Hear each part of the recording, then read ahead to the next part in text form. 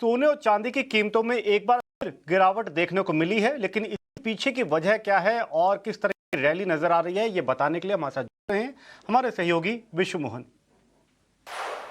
सोने चांदी में बिकवाली बढ़ती जा रही है। 1,22,000 तक फिसल कर अब एमसीएक्स पर सोना आ चुका है। 51,000 रुपए तक चांदी फिसल कर आ चुकी है। रिकॉर्ड से देखें तो करीब 19,000 रुपए से ज्यादा की गिरावट चांदी में अब तक आ चुकी है। और रिकॉर्ड से सोने का अगर आप भाव देखें तो 10,000 रुपए से ज्यादा सोना सस्ता हो चुका है। तो एक अच्छी गिरावट, हेल्दी गिरावट कह सकते हैं, हेल्दी करेक्शन सोने और चांदी में। और एक बड़ी तेजी हमने देखी भी थी, वहां से एक करेक्शन यहाँ देखने को मिल रहा है। अब ये गिरावट क्यों आई है? सबसे बड़ी वजह तो ये है कि यूएस फेड की तरफ से ब्याज दरें अब घटने की संभावना है 40% से भी कम हो गई। यानी दिसंबर में ब्याज दरों में कोई बदलाव नहीं होने वाला है, स्थिर रहने वाला है।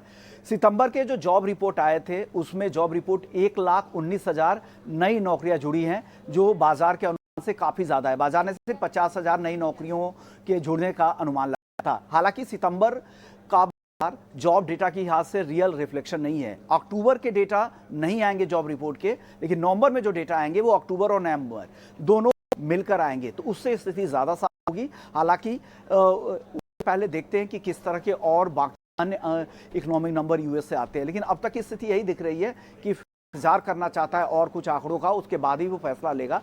तो दिसंबर में ब्याज बढ़ेंगी, ये एक बड़ी वजह है। दूसरा, जियोपॉलिटिकल कंसर्न अब कम हो रहे हैं, जिससे सोने चांदी पर यहाँ दबाव बना है। यूएस से अब यूक्रेन और रूस में बातचीत होने वाली है, सीज फायर को लेकर चर्चा होने वाली है, तो वो एक चिंताएं घटेगी। तो जो सेफ हेवन बाइंग हो रही थी, रिस्क प्रीमियम जो सोने चांदी को मिल रहा था, वो कम हो रहा है। तो जो सारे फैक्टर है सोने चांदी पर दबाव आ रहा है। और दूसरा, जो स्ट्रेस रैली थी, लगातार जो लंबी रैली चल रही थी, उसके बाद इस तरह की मुनाफा वसूली दिखती भी है और वही मुनाफा वसूली भी दिख रही है। तो ये है ओवरऑल सोने चांदी को लेकर अपडेट।